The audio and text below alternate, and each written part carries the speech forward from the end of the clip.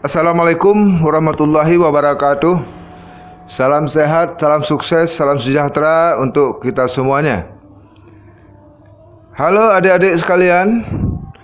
Sebagai YouTuber pemula, tentu banyak hal yang harus kita pelajari agar kita terarah dan jelas, sehingga kita tidak membingungkan di dunia YouTube ini. Baiklah, untuk menghemat waktu, langsung saja kita bicarakan yang masih berkaitan dengan tip penemuan video. Ini penting kita bahas dengan mempedomani petunjuk yang ada di aplikasi YouTube Studio. Tentu saja dalam penyampaian ini saya tidak menguraikan dengan pendapat sendiri, tetapi semua itu kita tinggal membacanya saja, apa-apa yang telah disediakan di aplikasi YouTube Studio ini. Oke adik-adik, kita mulai saja. Bagaimana penjelasan yang berkaitan dengan tip penemuan video. Nah, pada tip penemuan video ini berkaitan dengan sistem penelusuran dan penemuan. Oleh karena itu, kita langsung saja menuju ke fak penemuan dan performa.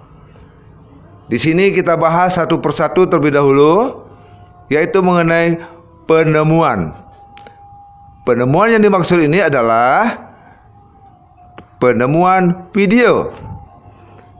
Nah, adik-adik, di bagian penemuan ini, pada episode yang lalu sudah pernah kita bahas beberapa butir pertanyaan dan dengan jawabannya juga. Namun pada episode yang kedua ini, kita langsung masuk kepada rekomendasi video pada bagian berikutnya. Baiklah adik-adik, kita bacakan saja sebuah pertanyaan di mana jawabannya juga akan disediakan nanti di aplikasi YouTube Studio ini. Oke, yang pertama kita bacakan pertanyaannya. Bagaimana video diberi peringkat pada rekomendasi di bagian berikut? Kita lihat jawabannya. Ini jawabannya. Rekomendasi video direkomendasikan bersama video yang ditonton oleh audiens di bagian berikutnya. Rekomendasi video diberi peringkat untuk menawarkan video kepada audiens yang kemungkinan besar akan mereka tonton berikutnya. Video yang direkomendasikan sering dikaitkan dengan video yang ditonton oleh audiens Anda. Tetapi video tersebut juga dapat dipersonalisasi berdasarkan histori tontonan. Itu tadi adik-adik jawaban terhadap rekomendasi video berikutnya. Selanjutnya kita lihat lagi pertanyaan ini yang sering ada di hati kita. Kita bacakan adik-adik. Bagaimana video diberi peringkat di penelusuran? Kita ulangi pertanyaannya. Bagaimana video diberi peringkat di penelusuran? Kita lihat jawabannya. Nah, ini dia jawabannya adik-adik. Seperti pada mesin telusur Google, penelusuran YouTube akan berusaha menampilkan hasil yang paling relevan berdasarkan penelusuran kata kunci. Video diberi peringkat berdasarkan faktor berikut ini. Pertama, seberapa cocok judul, deskripsi, dan konten video dengan penelusuran penonton. Yang kedua, video apa yang mendorong interaksi terbanyak untuk penelusuran. Nah, di sini ada catatannya adik-adik. Ada catatan, katanya hasil penelusuran bukanlah daftar video yang paling sering ditonton untuk penelusuran tertentu. Ya, demikian pertanyaannya dan demikian pula jawabannya. Berikut kita bacakan lagi pertanyaan berikutnya yang ada di aplikasi YouTube Studio. Ini menyangkut dengan mengubah judul, mengubah thumbnail. Seperti ini pertanyaannya adik-adik. Apakah mengubah judul atau thumbnail video dapat mengubah peringkat video dalam algoritma? Ini pertanyaan. Ini sangat penting kita tahu adik-adik, agar kita tidak ragu-ragu di dunia YouTube ini, terutama di saat kita akan membuat konten-konten terbaik. Kita ulangi pertanyaannya. Apakah mengubah judul atau thumbnail video dapat mengubah peringkat video dalam algoritma? Kita cari jawabannya. Ini dia jawabannya, adik-adik. Bisa jadi. Tetapi ini karena sistem kami merespon cara penonton berinteraksi dengan video Anda secara berbeda. Bukan tindakan mengubah judul atau thumbnail video. Jika video Anda terlihat berbeda bagi penonton, video tersebut akan mengubah cara penonton berinteraksi dengan video saat ditawarkan kepada mereka. Mengubah judul dan thumbnail video dapat menjadi secara efektif untuk meningkatkan penayangan, tetapi tidak akan mengubah peringkatnya. Nah, itulah penjelasannya. Seandainya kita merubah judul atau thumbnail, seperti itu akibatnya, adik-adik. Seperti apa yang telah dijawab oleh aplikasi itu sendiri. Selanjutnya, kita beranjak ke pertanyaan berikutnya. Bagaimana cara mengoptimalkan judul dan thumbnail untuk penemuan? Kita cari jawabannya. Ini dia jawabannya. Anda dapat menggunakan tips berikut untuk mengoptimalkan judul dan thumbnail agar mudah ditemukan. 1. Pastikan thumbnail Anda mematuhi kebijakan thumbnail kami. 2. Gunakan judul yang menarik untuk video dan mewakili isi konten secara akurat. 3. Buat thumbnail yang mewakili isi konten secara akurat. 4. Hindari penggunaan judul dan thumbnail yang menyesatkan, clickbait, atau mengundang sensasi. Metode ini dapat menjauhkan calon penonton baru dari channel Anda. Metode ini juga dapat menyebabkan video Anda dilaporkan, sehingga video Anda cenderung tidak direkomendasikan kepada penonton baru. Nah, itu dia jawabannya secara resmi tertulis di aplikasi YouTube Studio. Kita lanjutkan dengan pertanyaan lainnya. Karena sering ada pertanyaan itu di benak kita, tapi kita ragu-ragu untuk mendapatkan jawabannya. Namun kali ini jawaban demi jawaban telah disediakan oleh aplikasi YouTube Studio untuk calon-calon YouTubers. Oke adik-adik, kita lanjutkan dengan pertanyaan berikutnya. Apakah status monetisasi ikon kuning memengaruhi penemuan video? Kita ulangi pertanyaannya. Apakah status monetisasi atau ikon kuning memengaruhi penemuan video? Ini jawabannya. Tidak. sistem penelusuran dan rekomendasi kami tidak mengetahui video mana yang dimonetisasi dan mana yang tidak.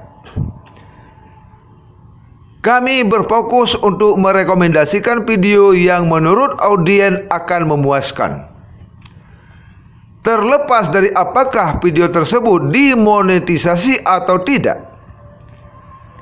Jika video Anda berisikan konten kekerasan atau vulgar, video tersebut dapat demonetisasi. Video ini kemungkinan juga tidak akan direkomendasikan kepada banyak penonton karena tidak sesuai. Dalam contoh ini, bukan demonetisasi yang menyebabkan video kurang direkomendasikan, tetapi karena konten dalam videonya yang tidak sesuai dengan ketentuan dari YouTube sendiri. Nah, itu dia jawabannya, sehingga kita tidak ragu lagi tentang ikon kuning. Berikutnya adik-adik, mengenai tag. Seperti ini pertanyaannya. Seberapa pentingkah tag? Kita cari jawabannya. Ini dia jawabannya. Tidak penting. Tag utamanya digunakan untuk membantu memperbaiki kesalahan ejaan umum. Misalnya YouTube vs UTAPS dan seterusnya. Nah, tahu kita sekarang adik-adik, ternyata tag itu tidak penting. Tidak harus terlalu kita pikirkan, karena tujuannya hanyalah untuk membantu memperbaiki kesalahan ejaan umum saja. Kita lanjutkan dengan pertanyaan lainnya, yaitu ini dia. Apakah menetapkan lokasi channel ke negara atau wilayah tertentu dapat membantu menjangkau lebih banyak penonton di audiens tersebut? Misalnya, mengubah lokasi ke Amerika Serikat meskipun saya berada di Indonesia. Kita ulangi pertanyaannya. Apakah menetapkan lokasi channel ke negara atau wilayah tertentu dapat membantu menjangkau lebih banyak penonton di audiens tersebut? Misalnya, mengubah lokasi ke Amerika meskipun saya berada di Indonesia. Kita lihat adik-adik, seperti apa jawaban resminya dari YouTube. YouTube menjawab, tidak. Setelan lokasi tidak digunakan untuk menginformasikan cara video direkomendasikan di YouTube. Nah, itu dia mengenai lokasi. Buat saja lokasi apa adanya. Kalau memang kita Indonesia, katakan saja Indonesia, adik-adik. Kita lanjutkan dengan pertanyaan yang lain. Apakah suka dan atau tidak suka memengaruhi cara video direkomendasikan? Kita ulangi pertanyaannya. Apakah suka dan atau tidak suka memengaruhi cara video direkomendasikan? Apa jawabannya? Kita cari sampai dapat jawabannya. Ini dia jawabannya adik-adik. Jawaban resmi di aplikasi YouTube Studio. Jawabannya ini adik-adik. Cukup memengaruhi. Suka dan tidak suka adalah sebagian dari ratusan sinyal yang kami pertimbangkan untuk menentukan peringkat. Sistem rekomendasi kami mempelajari apakah penonton memilih untuk menonton video atau tidak. Sistem ini mempelajari seberapa banyak video ditonton oleh penonton dan puas tidaknya mereka dengan video tersebut. Performa video secara keseluruhan ditentukan oleh kombinasi faktor ini.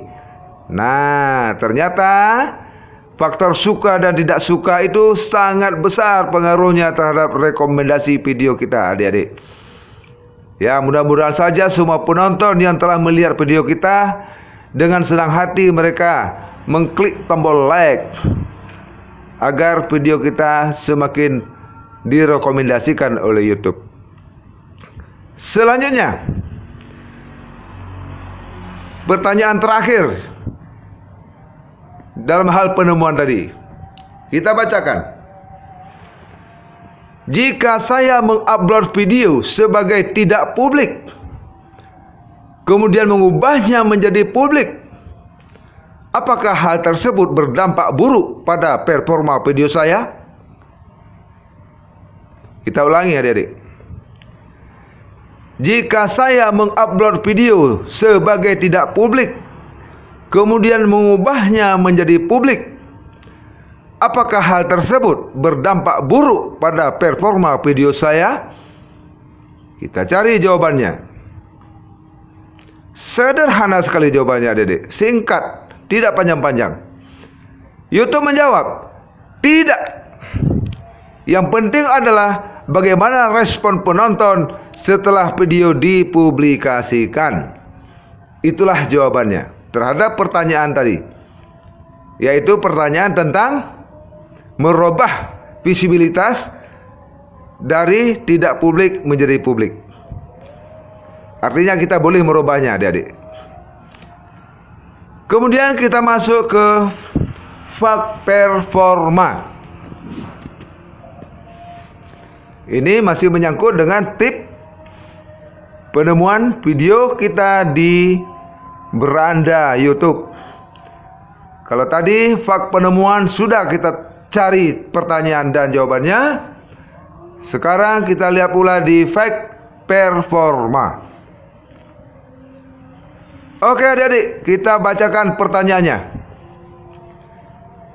Jika salah satu video saya berperforma buruk, apakah hal tersebut akan berdampak buruk pada channel saya? Kita ulangi pertanyaannya. Jika salah satu video saya berperforma buruk, apakah hal tersebut akan berdampak buruk pada channel saya?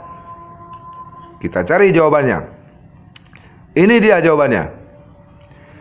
Yang penting adalah reaksi penonton atas setiap video saat direkomendasikan kepada mereka. Sistem kami lebih mengandalkan sinyal di tingkat audiens dan Sistem kami lebih mengandalkan sinyal di tingkat audiens dan video untuk menentukan video mana yang merupakan rekomendasi terbaik bagi audiens Anda. Hal yang menjadi penyebab penurunan jumlah penayangan channel secara keseluruhan adalah saat penonton berhenti menonton sebagian besar video Anda yang direkomendasikan kepada mereka. Dah jelas adik-adik? Sudah ada jawabannya. Sekarang kita lihat pertanyaan berikutnya. Masih berkaitan dengan performa. Kita bacakan pertanyaannya. Jika saya ingin beristirahat dan berhenti mengupload untuk sementara waktu, apakah itu akan berdampak buruk pada performa channel saya? Nah, ini pertanyaan yang sering ada di hati kita adik-adik. Soalnya kita hampir-hampir nggak sanggup seminggu sekali membuat konten-konten. Nggak sanggup 2 hari sekali. Nah, ini sudah ada pertanyaan dan ada pula jawabannya. Kita ulangi baca pertanyaannya. Jika saya ingin beristirahat dan berhenti mengupload untuk sementara waktu, apakah itu akan berdampak buruk pada performa channel saya? YouTube menjawab, beristirahatlah jika Anda membutuhkannya. Kami telah mempelajari ribuan channel yang beristirahat dan tidak menemukan korelasi antara durasi jeda dengan perubahan dalam penayangan. Perhatikan bahwa mungkin perlu beberapa saat untuk menghidupkan kembali antusiasme audiens untuk kembali ke rutinitas penonton biasanya. Itu dia yang dijawab oleh YouTube. Berikut ada lagi pertanyaan ini adik-adik. Apakah saya harus mengupload setiap hari atau minimal seminggu sekali? Nah, ini dia. Kita ulangi pertanyaannya adik-adik. Apakah saya harus mengupload setiap hari atau minimal seminggu sekali? Apa katanya YouTube? Ini dia. Tidak. Kami telah melakukan analisis selama bertahun-tahun dan menemukan bahwa peningkatan jumlah penayangan di seluruh upload tidak ada hubungannya dengan frekuensi upload. Banyak kreator membangun hubungan yang erat dengan audiens melalui kualitas daripada kuantitas. Jaga diri Anda untuk menghindari kejenuhan yang sangat penting bagi audiens dan kesehatan Anda. Kesimpulannya di sini disuruh utamakan tentang kualitas videonya, bukan jumlah banyak videonya yang kita upload. Pertanyaan selanjutnya, kapan waktu terbaik untuk mempublikasikan video? Jawabannya, waktu publikasi diketahui tidak memengaruhi performa video dalam jangka panjang. Sistem rekomendasi kami bertujuan untuk menayangkan video yang tepat kepada penonton yang tepat, terlepas dari kapan video tersebut diupload. Namun, waktu publikasi penting untuk format seperti video live atau premiere. Lihat laporan kapan penonton Anda membuka YouTube. Di YouTube analitik untuk memahami waktu dan menjadwalkan premiere atau merencanakan live serta Anda berikutnya. Kita ulangi.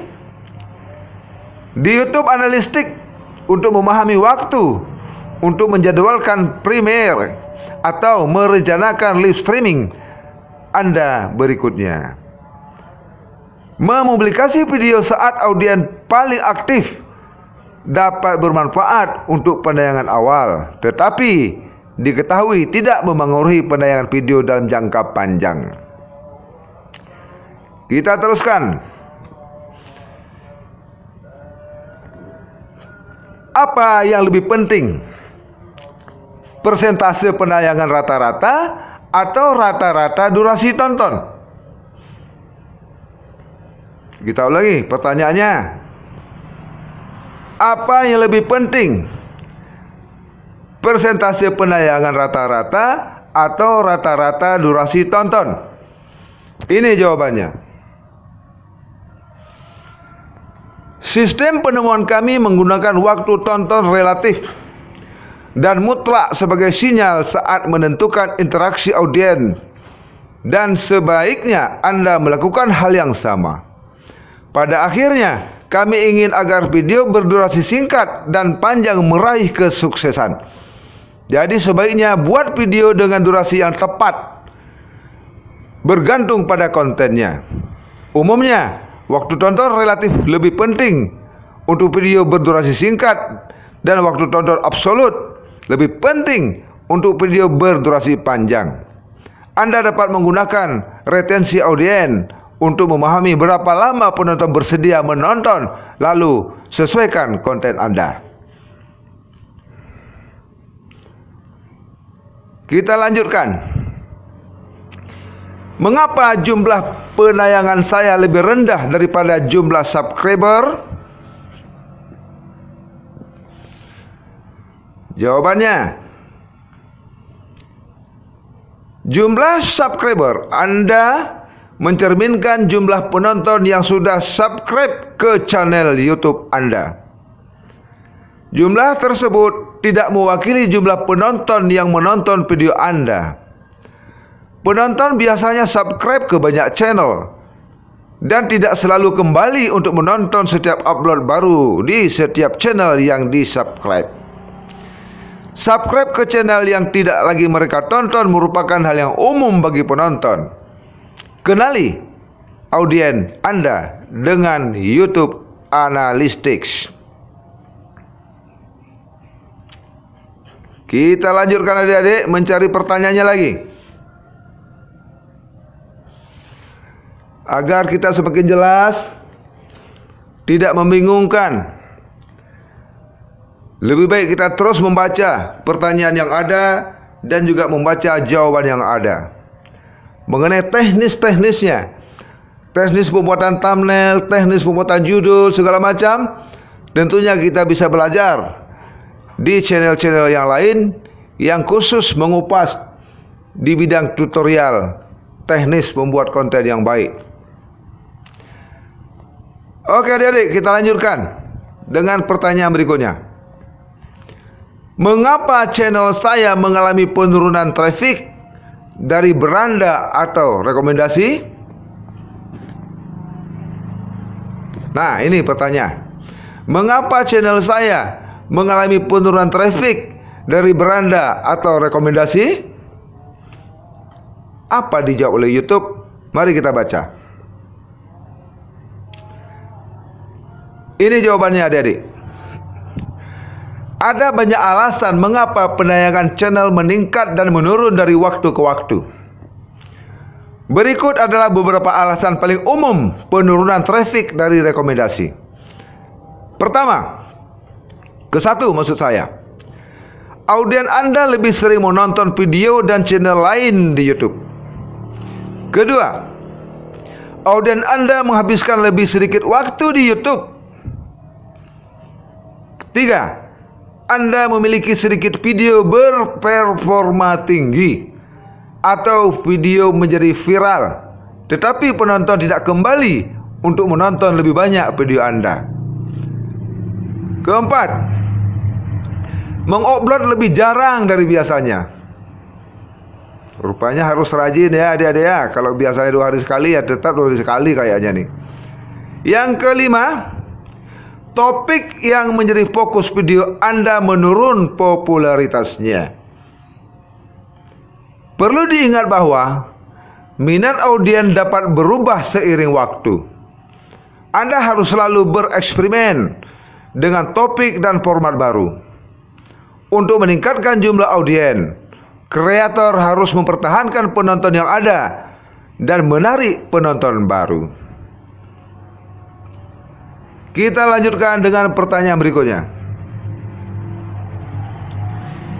Video lama baru-baru ini kian populer. Mengapa? Kita ulangi adik-adik. Video lama baru-baru ini kian populer. Mengapa? Apa dijawab oleh YouTube? Mari kita baca. Mengenai video kita yang sudah lama tiba-tiba populer kembali. Kita kembali ke pertanyaan tadi adik-adik. Video lama baru-baru ini kian populer. Mengapa? YouTube menjawab. Ini jawabannya adik-adik. Merupakan hal yang umum bagi penonton untuk semakin menunjukkan minatnya pada video lama. Kebanyakan penonton tidak menonton video dalam urutan kronologis atau memutuskan apa yang akan ditonton berdasarkan waktu video dipublikasikan. Jika penonton menunjukkan peningkatan minat pada video lama, ini mungkin karena 1. Topik video Anda semakin meningkat popularitasnya. 2. Penonton baru menemukan channel Anda dan menonton maraton video lama Anda. 3. Lebih banyak penonton memilih untuk menonton video Anda saat ditawarkan kepada mereka sebagai rekomendasi. 4. Anda merilis video baru dalam satu serial, sehingga mendorong penonton untuk kembali dan menonton episode yang lama. Nah, jika video lama mulai mendapatkan lebih baik traffic, pikirkan jenis upload yang dapat Anda rilis berikutnya untuk menarik penonton agar kembali dan menonton lebih banyak video Anda. Ini pertanyaan yang terakhir. Kita bacakan adik-adik. bagaimana pengaruh pengelompokan dibuat untuk anak-anak terhadap performa video saya? Bagaimana pengaruh pengelompokan dibuat untuk anak-anak terhadap performa video saya? Jawabannya ini dia. Video yang ditetapkan sebagai dibuat untuk anak-anak lebih mungkin direkomendasikan bersama video anak-anak lainnya. Konten yang tidak dikelompokkan secara mandiri dengan benar mungkin tidak direkomendasikan bersama video lainnya. Nah, itu saja hal-hal yang menyangkut dengan penelusuran dan penemuan yang dibagi dari dua partai, dua fact. Yang pertama tadi fact penemuan, yang kedua dilanjutkan dengan fact performa, adik-adik. Demikian saja yang dapat kita sampaikan pada episode ini. Mudah-mudahan semua yang telah kita bacakan ini pertama bermanfaat buat saya yang membacakannya, dan juga mungkin bisa bermanfaat untuk adik-adik sebagai YouTuber pemula. Lebih dan kurang saya mengucapkan mohon maaf, dan atas segala kesediaan waktunya yang telah mengikuti video ini dari awal hingga akhir, saya doakan semoga adik-adik menjadi seorang YouTuber yang sukses di masa depan. Saya akhiri, wabillahi taufiq wal hidayah. Assalamualaikum warahmatullahi wabarakatuh.